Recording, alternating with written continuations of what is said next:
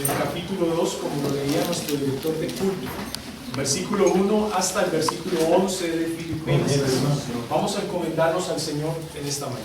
Padre nuestro, oramos por el tiempo de la predicación de tu palabra, para que tú nos hables al corazón, para que tú nos guíes, Señor.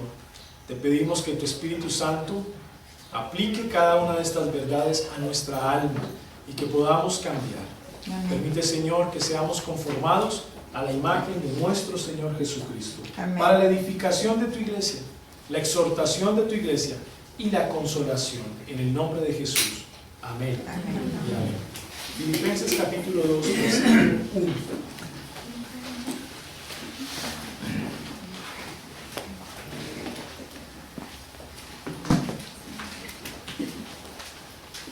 El apóstol Pablo, en versículos anteriores, viene tratando pues un tema muy interesante. Al mismo tiempo es un tema muy relevante. Es el tema del gozo. Parece ser que el gozo es el tema principal de toda la carta a los filipenses. No es cualquier gozo. No es el gozo que define Pablo. No es el gozo que definen algunas sectas filosóficas de la época. Es el gozo que se encuentra únicamente en la cruz de Cristo. Apartados de la cruz de Cristo, nadie puede experimentar verdadero gozo. Solamente Cristo y los beneficios de su obra expiatoria en la cruz es lo que da verdadero gozo en la vida del creyente. Pero unido al tema del gozo de la iglesia local, el apóstol Pablo cree que la unidad de la misma es muy importante. Ya si una iglesia local está lo suficientemente gozosa, pues al mismo tiempo tiene unidad. La unidad doctrinal es importante para el apóstol. Si permitimos que aquellos falsos maestros entren en nuestra congregación y dividan nuestra iglesia local, vamos a tener consecuencias serias. Esto es lo que el diablo quiere lograr: dividir la iglesia local, dividir y atacar la sana doctrina. Para el apóstol Pablo, la unidad es muy importante. Así que en el versículo 27, capítulo 1, él le dice a la iglesia cómo se deben comportar como dignos del evangelio de Cristo. Deben ser personas valientes. Oigo de vosotros que estáis firmes en un mismo espíritu, combatiendo unánimes por la fe del evangelio. La iglesia debe experimentar valentía en el evangelio. La valentía es crucial para mantener la unidad de la iglesia local. Pero al mismo tiempo, el apóstol Pablo dice que ellos deben estar firmes en todo aquello. Por eso dice: o que esté ausente, oiga de vosotros que estáis firmes en un mismo espíritu. La firmeza y la valentía son dos elementos que hacen parte de la dignidad del evangelio de Cristo. Pero la valentía y la firmeza van acompañados de la unidad. Una iglesia unida es una iglesia gozosa. Una iglesia unida es una iglesia que demuestra el carácter de Cristo, pues por lo que más se preocupó Cristo es porque sus apóstoles tuviesen su misma doctrina. Como lo dice Hechos capítulo 2, versículo 42, que la iglesia primitiva perseveraba en la doctrina de los apóstoles. Ahora, Pablo entiende que la firmeza, la valentía y la unidad, tres elementos importantes para la constitución de una iglesia, pues son necesarios. Pero a partir del capítulo 2, él va a añadir un elemento más. Un elemento que debe adornar estos tres elementos principales. Un elemento que debe ir acompañado de la firmeza, que va a acompañar a la valentía y que va a acompañar a la unidad. Especialmente a la unidad de la iglesia local. Y ese elemento que aparece en el capítulo 2 es la humildad. Ese es el elemento. Todo parece indicar que una iglesia que no tenga humildad es una iglesia que no va a valorar la unidad. Una iglesia que no experimente verdadera humildad en su vida cristiana, tarde que temprano va a echar a perder la unidad de la iglesia. Pues ¿qué es lo que produce la división? El orgullo del ser humano. El problema en la iglesia de los Corintios, cuando Pablo escribe su primera carta, y es una carta cuyo tema principal es la unidad de la iglesia local. ¿Por qué? Por las divisiones que estaban viviendo. Ahora, ¿qué hace que en una iglesia local hayan divisiones? ¿Qué hace que en una iglesia local nadie se ponga de acuerdo o cada uno tenga su grupo personal? El orgullo. El orgullo. Por eso el capítulo 12 y el capítulo 13 y el capítulo 14 van ligados. Por eso en el capítulo 12 el apóstol Pablo le dice a los corintios, bueno, ustedes tienen diferentes dones espirituales para la edificación de la iglesia. En el capítulo 14 les explica sobre el don de lenguas, pero en el capítulo 13, que está en la mitad, habla de la preeminencia del amor. En otras palabras, ¿de qué te sirve tener todos los dones espirituales y de qué te sirve hablar en otras lenguas si no tienes amor? Lo que Pablo les quería decir a los corintios es que ustedes pueden enorgullecerse de los dones que el Señor les ha dado. Ustedes pueden tener soberbia en el corazón por la conducta cristiana que han adquirido a lo largo del tiempo, pero si no tienen amor, nada soy. Vengo a ser como metal que resuena o címbalo que retina. Esas son las palabras de Pablo. Ahora, ¿de qué habló Pablo en Corinto cuando habló del amor? No habló de otra cosa, sino de la verdadera humildad. De eso habló. Cuando una iglesia experimenta humildad, conserva su unidad. Pero si cada uno de nosotros peleamos siguiendo nuestro propio orgullo, cada uno de nosotros queremos sentar nuestra posición personal, nos inclinamos más hacia un lado, dando lugar a la soberbia, vamos a estropear la unidad de la iglesia local. Es por eso que la humildad es un elemento clave para la unidad de la iglesia. Versículo 1 al 4. Por tanto, si hay alguna consolación en Cristo, si hay algún consuelo de amor, si hay alguna comunión del Espíritu, ahí está la palabra unidad espiritual, comunión, si algún afecto entrañable, si alguna misericordia, son características que Pablo describe de la iglesia a Filipos. Miren bien. En su segundo viaje misionero, el apóstol Pablo cruza desde el puerto de Troas hasta la región de Macedonia y va por el norte. Y la primera ciudad que se encuentra en la región de Macedonia es la ciudad de Filipos. Esa ciudad es una ciudad difícil para recibir el evangelio de Dios. Cuando el apóstol Pablo empieza a predicar acompañado de Silas, no es bien recibido. Ya en el libro de los Hechos nos dice que él primeramente visitaba la sinagoga de los judíos para predicarles el evangelio. Él respetaba muy bien el orden en el cual fue establecido, primeramente los judíos, luego los griegos. Pero los judíos no aceptaban el evangelio de Jesús. Para ellos era una ofensa. Los gentiles, los que no eran judíos, que vivían en Filipos, empezaron a escuchar la predicación del apóstol Pablo. Empezaron a ir a la congregación, a acompañarlo a muchas sinagogas y a sentarse a escuchar y a crear convicción en su corazón en cuanto al evangelio de Jesús. Sin embargo, esto trajo problemas a Pablo en Filipos. Fue perseguido, fue brutalmente golpeado. El libro de los Hechos, en el segundo viaje misionero, nos cuenta cómo la ciudad lo rechazó. Sin embargo, aunque la mayoría del pueblo no querían que el apóstol Pablo estuviera allí, él predicó el evangelio. Y en ese lugar había una vendedora de púrpura llamada Lidia, que era de la región de Tiatira, no era de Filipos. Pero ella conoció el evangelio en Filipos por causa de la predicación del apóstol Pablo. Es decir, hay fruto en medio de la persecución. Es una iglesia la cual Pablo mismo plantó. En su segundo viaje misionero, él la visita nuevamente. Visita lo que ha dejado en la iglesia y se alegra cada vez más porque ve que la iglesia crece. Es una iglesia que tiene que aprender a experimentar el gozo.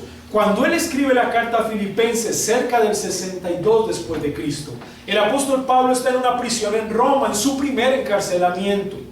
Él no está experimentando una situación muy agradable, pero el tema central de la carta es regocijados. Y nuevamente os digo, regocijados. Ese es el tema principal. Preguntémonos, ¿cómo es posible que un hombre que está en una prisión exhorte a una iglesia local a regocijarse juntamente con él? Eso es lo que llama la atención. Parece ser que la iglesia de los filipenses también es una iglesia aprobada. Y el apóstol Pablo ama a esa iglesia. Profundamente fue la iglesia que él fundó. Fue la iglesia que le costó persecución y vituperio. Él entiende que es derramar su vida por la plantación de una iglesia local. Él ama a la iglesia, pero él está preso. No puede ir a visitarlos. Es por eso que en el versículo 1, él describe estas características. Les dice: hermanos, Oigo de ustedes muchas cosas buenas y eso me da gozo. Eso completa mi gozo, mis hermanos. Hay comunión del Espíritu en ustedes. Hay consuelo de amor entre ustedes. Hay misericordia entre ustedes. Se han comportado como una iglesia misma de Cristo. Y cuando Él dice afecto entrañable, habla de las entrañas mismas. Recuerden que para aquellos tiempos el amor viene desde acá, desde el estómago, no desde el corazón, como nosotros los occidentales pensamos. Nosotros hablamos de amor y pensamos en un corazón. Ellos hablaban de amor y pensaban acá en los intestinos, en su estómago. De ahí sale el amor. Por eso la palabra griega realmente lo que traduce es afecto desde las entrañas. Y la traducción aquí es entrañable. Ahora, él entiende, es un amor que sale de lo profundo, de lo más profundo de su alma. Pero él tiene una preocupación. A pesar de que la iglesia está marchando bien, a pesar de que la iglesia está mostrando características de ser una verdadera iglesia de Cristo, hay algo lo cual a él le preocupa y es lo que tememos todos, que una iglesia pierda la humildad, es decir, sea orgullosa, que a medida que se le alabe o a medida en el cual yo me goce por el crecimiento de la iglesia local, la iglesia se envanezca, la iglesia se crea muy bíblica, la iglesia se crea muy madura, la iglesia se crea que tiene todas las competencias y habilidades y le dé lugar al orgullo. Esa preocupación la tiene el apóstol Pablo. Completar mi gozo, sintiendo lo mismo, teniendo el mismo amor, unánime, sintiendo una misma cosa. Parece ser que dos hermanas de Filipos se habían peleado entre ellas. Y esta pelea entre las hermanas estaba causando divisiones entre la iglesia local. Y esa es la preocupación de Pablo. Hemos hecho un gran trabajo de consolidación.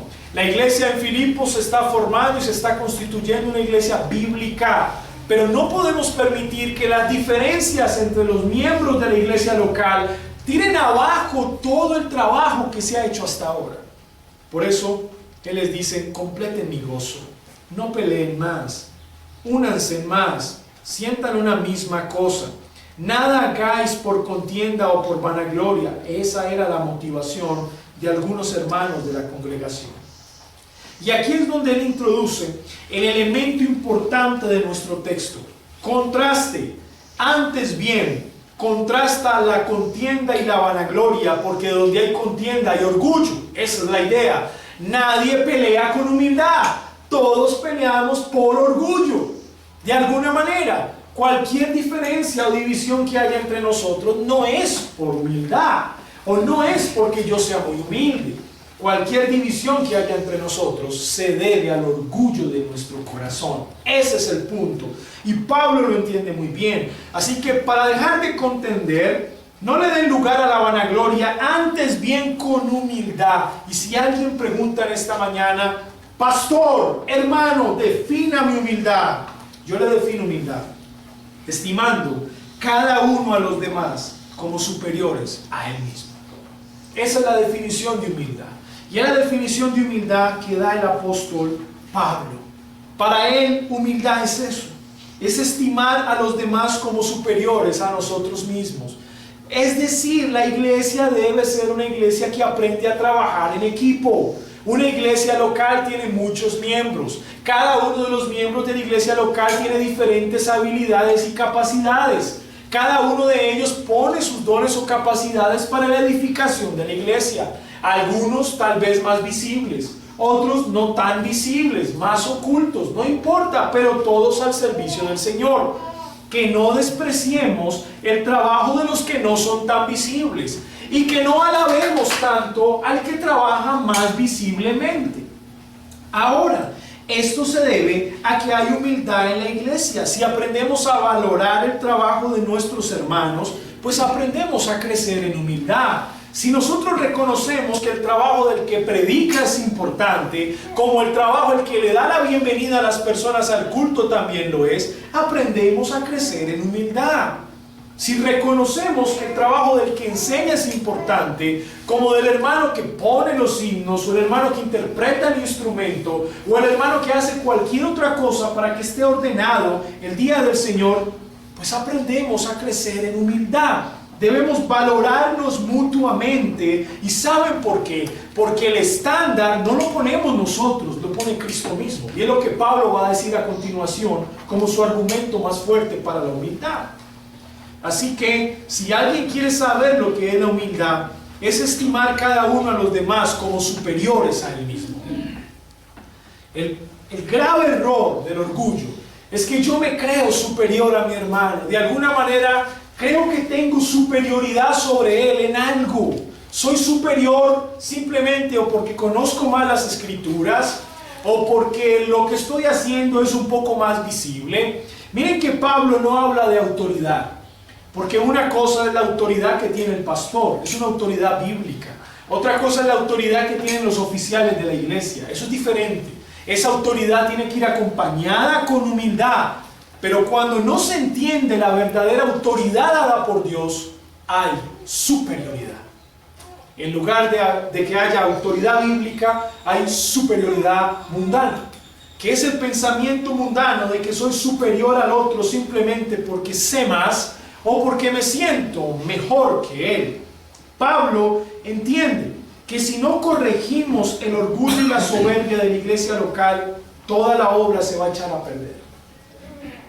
Todo por lo que hemos sufrido, por lo que hemos trabajado, por todo el esfuerzo, todas las lágrimas que nos ha costado, todo, absolutamente todo se echará a perder si no hay humildad en la iglesia.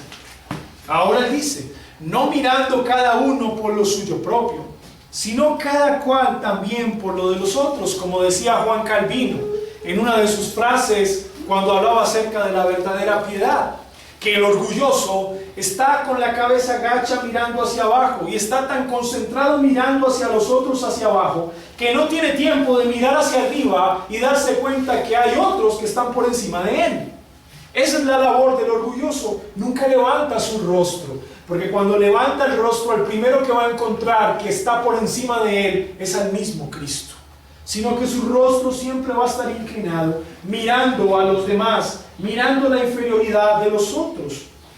Joel Vicky, otro gran predicador reformado, también decía en una de sus frases, que a medida que el verdadero cristiano ora más, mitiga el orgullo de su corazón y crece más en humildad. ¿Por qué? Porque lo que da humildad al corazón es el reconocimiento de la dependencia que tengo yo de Dios en todo momento de mi vida.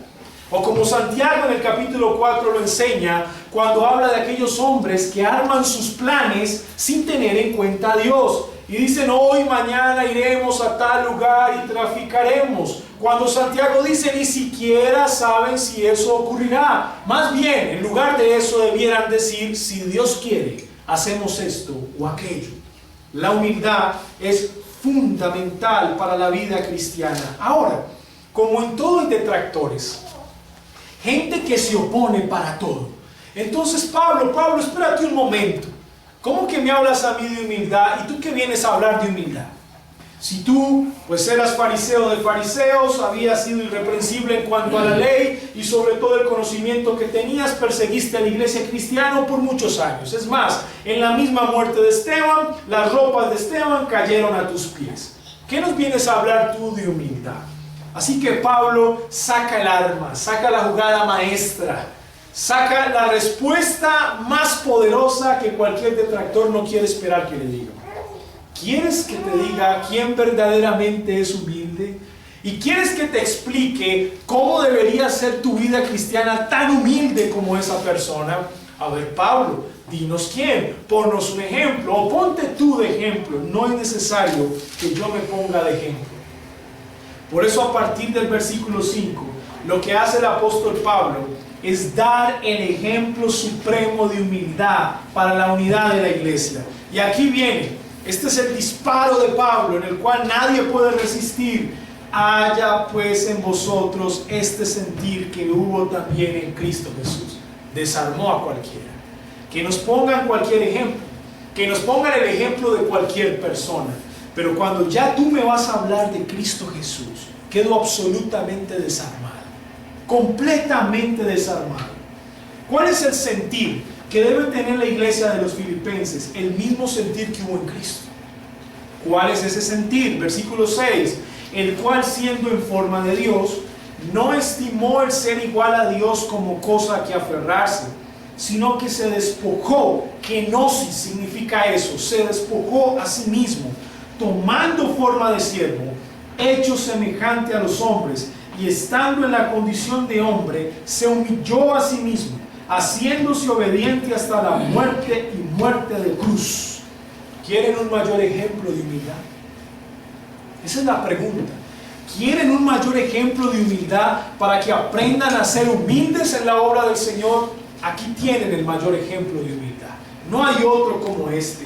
La segunda persona de la Trinidad, el Rey de Reyes y Señor de Señores, quien usó todo su poder en la creación del mundo, como lo dice Colosenses 1 del 15 en adelante.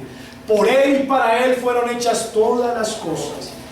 Poderoso, grande, temible, fuerte, fiel. No hay otro como Él. No estimó el ser igual a Dios como cosa que aferrarse, sino que se despojó. Kenosis. Lo que significa eso es que voluntariamente decidió subordinarse. Voluntariamente decidió subordinarse. Decidió tomar cuerpo humano. Y para Dios eso ya es una humillación. El solo hecho de nacer como nacen los seres humanos es una humillación. Claro está, el Espíritu Santo hizo un milagro sorprendente para que sin necesitar de la semilla del hombre naciera Jesús. Para que el pecado de su madre María no se le transfiriera. El Espíritu Santo cubrió a María. Fue una obra milagrosa de Dios. Es así como Jesús nace sin pecado. Pero tenía que ser cuidado por su madre. Tenía que aprender a caminar como cualquier otro niño. Dependía de la responsabilidad de José y de María. Cuando Herodes manda matar a todos los niños, porque él cree que su trono está siendo atacado por el rey de los judíos que nacería, pues tiene que José y María salir con su bebé a Egipto. Y tenían que caminar muchos kilómetros y aguantar todo tipo de clima, arriesgándose a que algo le ocurriera al bebé. Someterse al cuidado humano para la segunda persona de la Trinidad, ya eso era una humillación, ya era una ofensa. Tener que aprender a caminar, tener que depender de los cuidados de su madre, tener que crecer, y como lo dice Lucas, crecía en gracia, en estatura y en sabiduría. Su conocimiento era diferente, claro está. Tenía un conocimiento más profundo que el resto de los niños. Tenía otras virtudes, claro está, porque en él no había pecado, como lo había en los otros niños. Pero finalmente era un niño. A los 12 años lo vemos reunido con los principales fariseos y escribas en el templo, y ya está discutiendo con ellos la Torá de Moisés, la ley, y habla como quien tiene autoridad y conocimiento. Y cuando sus padres lo encuentran, dice: en la casa de mi padre me es necesario estar. Él iba comprendiendo el propósito por el cual el Señor lo había llamado, pero aún así estaba débil en muchas ocasiones, era frágil en otras ocasiones, sentía sed. Por eso se acerca a la mujer samaritana y le pide de beber: mujer, dame de beber porque tiene sed. Tenía hambre y se preocupa por las necesidades de los demás. Por eso hace el milagro de la multiplicación. También se cansó, muchas veces sintió cansancio físico. Eso para él ya es una humillación. Que Dios mismo sienta las cosas que siente un ser humano común y corriente, ya eso es una humillación. Pero si nosotros pensáramos en que ya es una humillación la encarnación de la segunda persona de la Trinidad, diríamos ya es suficiente, pero no es suficiente, porque Pablo sigue su discurso. No escatimó el ser igual a Dios como cosa que aferrarse, sino que se despojó a sí mismo tomando forma de siervo. Aparte de que se encarnó y de que tomó cuerpo humano, le lava los pies a sus discípulos. Es decir, nosotros podemos preguntar hasta qué punto descendió la segunda persona de la Trinidad. Estamos en el estado de humillación, aquí hay un descenso. ¿Hasta qué punto? Él desciende hasta tomar un cuerpo humano, pero luego desciende más hasta hacerse esclavo de los hombres, siervo de los hombres siendo el Dios. Desciende más hasta lavarle los pies mugrientos de sus discípulos y enseñarles la gran lección. Cualquiera que quiera tener autoridad en el reino, primero tendrá que ser vuestro servidor, porque la autoridad se demuestra sirviendo. Esa es la clave. La autoridad se demuestra sirviendo. Los esposos demuestran autoridad sirviendo a sus esposas. Los líderes de la iglesia local demuestran autoridad sirviendo a la grey. Jesús demostró autoridad sirviendo a sus discípulos. Pero si lo dejáramos ahí, mis hermanos, sería suficiente. Pero Él bajó más, hecho semejante a los hombres, dice. Y estando en la condición de hombre, se humilló a sí mismo, haciéndose obediente hasta la muerte y muerte de cruz. Como si fuera poco, tenía que obedecer. Tenía que obedecer a cada instante. Es por eso que cuando está en Getsemaní, con toda la presión que esto indica de morir por causa de la multitud de los pecados de su pueblo elegido, Él le dice: Padre mío, si es posible, pasa de mí esta copa. Él humanamente ya no puede más. Él ha descendido hasta los sumos, se está humillando por amor a su pueblo, pero finalmente le dice que no se haga mi voluntad, sino la tuya. Cuánta más ofensa, cuánta más humillación, como si fuera poco. Entonces, cae en manos de los gobernantes romanos, cae en manos de los gobernantes judíos. Es vituperado, es perseguido, es criticado, es golpeado, es ofendido, es humillado públicamente, es desnudado de camino al Gólgota hacia la cruz. Su sangre es derramada en la cruz. Su corona, en lugar de ser una corona de oro como la de todos los reyes que tienen preeminencia, es una corona de espinas. Ninguno está a su lado, y cuando los discípulos tenían que estar con Él, todos corren de temor. Cuando Pedro le dijo: yo no correré, y yo no miré de tu lado, y yo daré mi vida por ti, lo negó 3 veces. Todos lo abandonaron. Y es más, exclama: Elí, Elí, lama sabactani, Dios mío, ¿por qué me has desamparado? ¿Hasta dónde llega la humillación de Jesús? Y como si fuera poco, su obediencia es hasta la muerte de cruz, como mueren los peores criminales de la época. Los romanos no llevaban a cualquier persona a la cruz, no, tenía que ser un maldito. Solamente a los malditos, a los malhechores vamos a llevar a la cruz. Cualquiera no vamos a llevar a la cruz. Antes de venir nuestro Señor Jesucristo, 6 años antes, los romanos crucificaron a 3,000 judíos por malditos.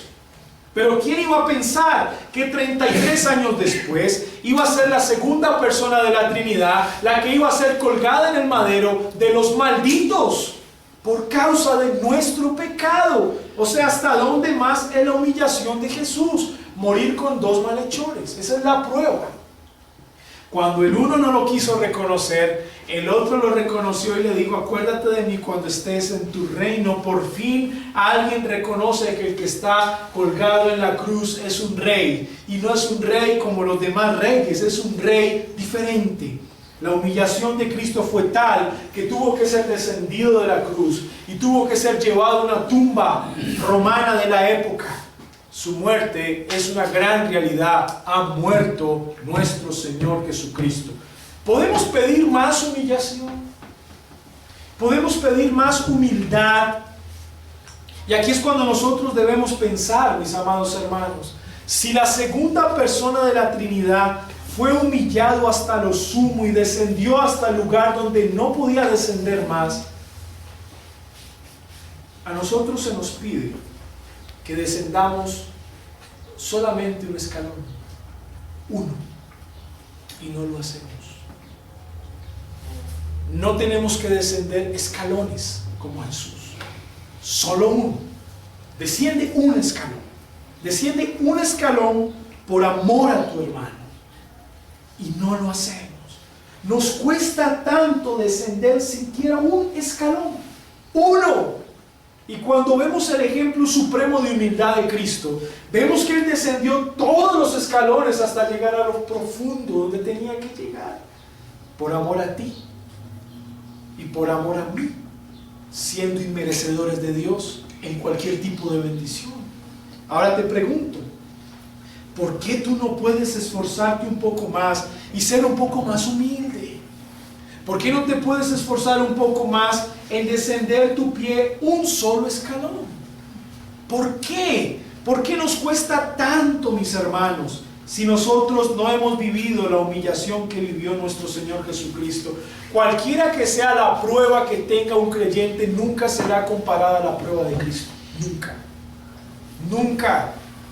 Pero ¿saben una cosa? Lo que a mí me sorprende del texto es que cuando Pablo pone el ejemplo supremo de humildad en Cristo, él realmente le está tapando la boca a cualquier detractor, a cualquiera que quiera objetar la humildad como elemento fundamental para la unidad, a cualquiera que le diga a Pablo la humildad no es necesaria. Con este argumento él está tapando la boca. Pero me llama la atención algo en el versículo 9. Miren esto. Hay un estado de exaltación de Jesús. Parece ser que toda la humillación de Jesús fue tenida en cuenta por su Padre Celestial. Que a pesar de todo lo que Él sufrió y vivió, su Padre Celestial tuvo en cuenta su humillación. Y miren cómo lo exalta, versículo 9. Por lo cual Dios también le exaltó hasta lo sumo. La exaltación la da Dios. Los hombres no exaltan. Quien exalta es Dios. Porque Dios hace justicia al exaltar al humilde. Ese es el punto aquí. Dios es el único que conoce el corazón de los humildes. Nadie más lo conoce. ¿Por qué creen ustedes que el profeta Samuel, después de que fue el penúltimo hijo de Isaí, ya estaba el hombre medio desanimado? Porque el último muchacho de los hijos de Isaí era el más joven y el más menospreciado, y no lo quería ungir. Pero las palabras de Jehová fueron estas: yo no miro lo que mira el hombre, porque el hombre mira lo que está afuera, mas yo, Jehová, miro el corazón. Realmente, quien conoce la verdadera humildad es Jesús. A Él no lo podemos engañar. Yo puedo aparentar humildad, yo puedo hablar con un tono muy cariñoso con ustedes para mostrar que yo soy muy humilde. Yo puedo hacer la venia cuando ustedes lleguen para demostrar que soy muy humilde, pero en mi corazón puede estar cargado de orgullo. Solamente Jesús, solamente nuestro Padre Celestial conoce verdaderamente si en nuestro corazón hay humildad cuando le servimos en su reino. Él solamente lo sabe. Y saben, hermanos, no esperamos ser recompensados en esta tierra. No esperamos que nos estén reconociendo todo lo que hagamos públicamente y nos digan: wow, como lo hiciste de bien, no hay otro como tú. Sin ti esto fuera mucho mejor. Sin ti fuera mucho mejor. Definitivamente. Mis hermanos, quien exaltó a Jesús no fueron los hombres. Eso me llama la atención. Fue Dios. Fue Dios. La exaltación de un creyente la da Dios. No espera exaltación de los hombres. No espera reconocimiento humano. La da Dios. Dios da la exaltación. Y le dio un nombre que es sobre todo nombre. Miren el nombre. Para que en el nombre de Jesús, que el nombre de Jesús significa porque Él salvará a su pueblo de sus pecados, se doble toda rodilla de los que están en los cielos, en la tierra y debajo de la tierra. Toda la creación se humilla ante Él. Y toda lengua confiese que Jesucristo, Jesús, el Salvador de su pueblo, y el Cristo, el ungido, que esa es la palabra hebrea Mesías, donde viene Mesías, es decir, el ungido Salvador, es el Señor. Y aquí está el nombre nuevo, el Kyrios del Nuevo Testamento, el Adonai del Antiguo Testamento, lo que significa aquel que hace lo que quiere, cuando quiere y cómo quiere, porque tiene plena y suprema autoridad.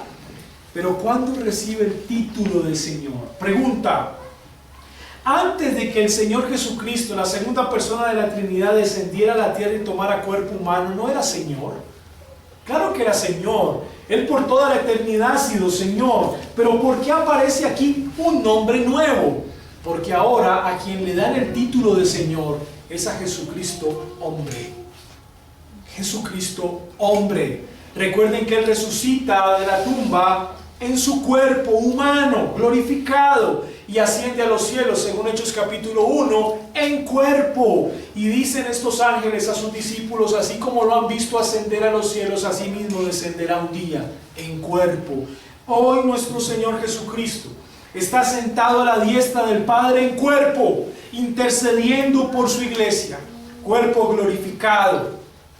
Y un día vendrá por segunda vez en cuerpo, para que le podamos ver a Él. Toda la plenitud de la deidad, el Padre es Espíritu, el Espíritu Santo es Espíritu, no se pueden ver, pero toda la plenitud de la deidad la podemos ver en el rostro visible de Cristo nuestro Señor. Ahí veremos toda la plenitud de Dios en la eternidad. Así que su victoria, mis amados hermanos, triunfando sobre la muerte, triunfando sobre el pecado y triunfando sobre Satanás en la resurrección, el Señor lo corona de gloria, y en su ascensión a los cielos es cuando se cumple el Salmo 24. ¿Quién es ese Rey de gloria? ¿Quién es ese Rey de gloria? Y responden los coros angelicales: Jehová de los ejércitos es el Rey de la gloria. Y nuevamente se escucha la pregunta: ¿quién es ese Rey de gloria? Jehová de los ejércitos es el Rey de la gloria. Pero cuando Jesucristo ascendió a los cielos, miren cómo se responde la pregunta: ¿quién es ese Rey de gloria? Jesucristo es el Rey de la gloria.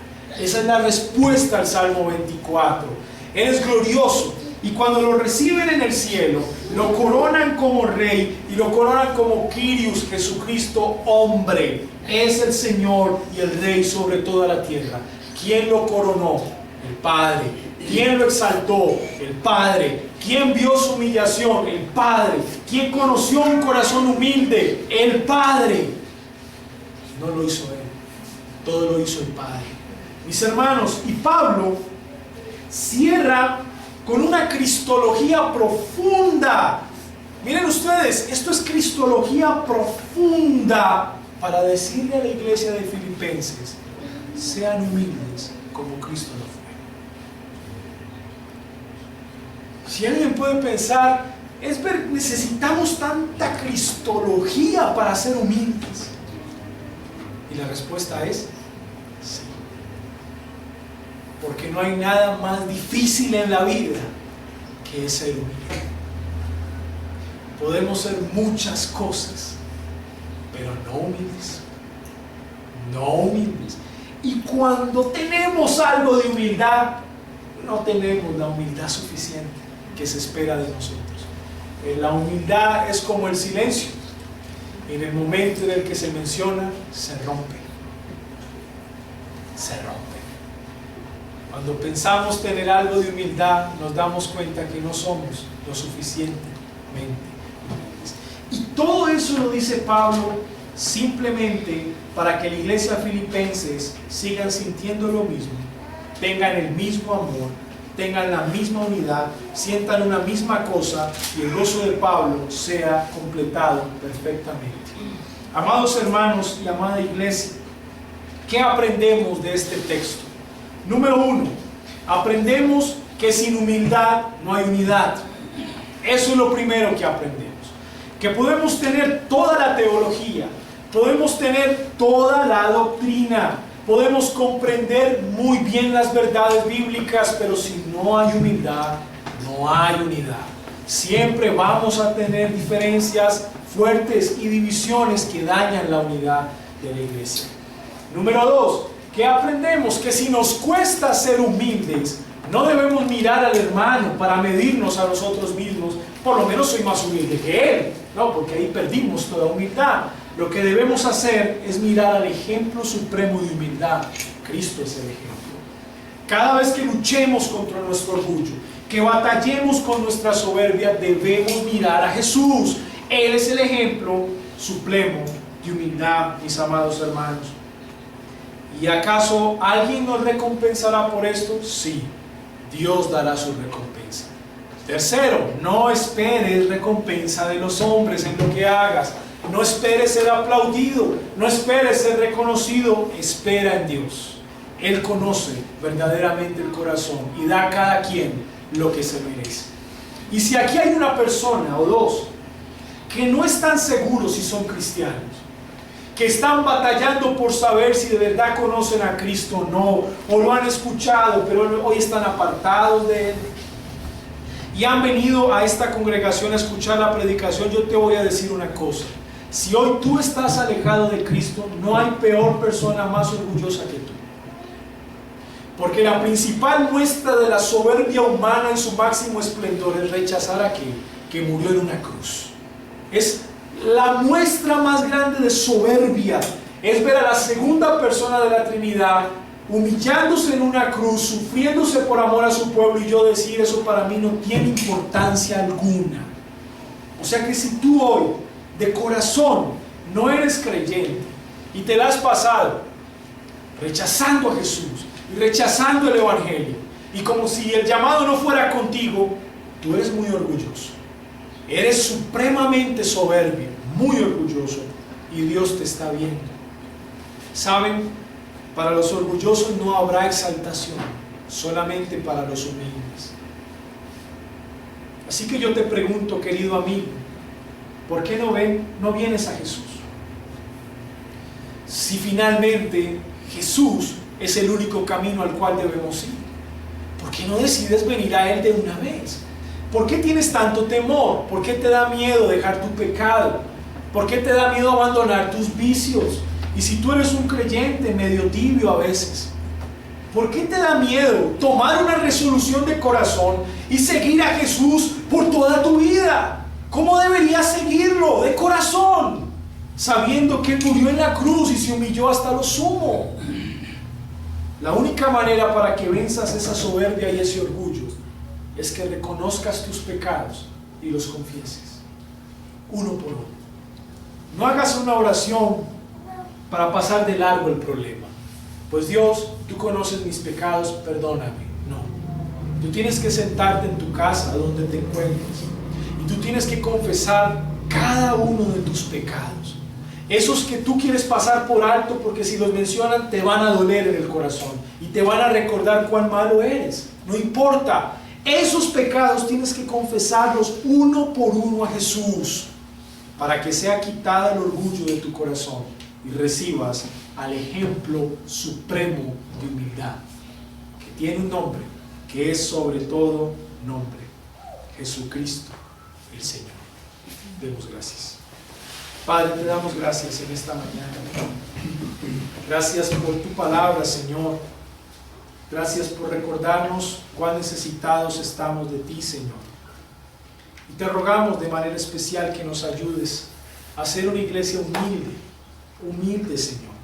No según la humildad humana, siguiendo el estándar humano de humildad, sino mirando al ejemplo supremo de humildad que es nuestro Señor Jesucristo. Padre, ayúdanos en esto y perdona nuestro orgullo, perdona nuestra soberbia, perdona nuestra vanagloria. Ayuda a las personas que están aquí por primera vez, por los que no son muy conscientes de lo crucial que es el Evangelio. Espíritu Santo, haz una obra poderosa de conversión en sus vidas y aplica tu palabra, Señor.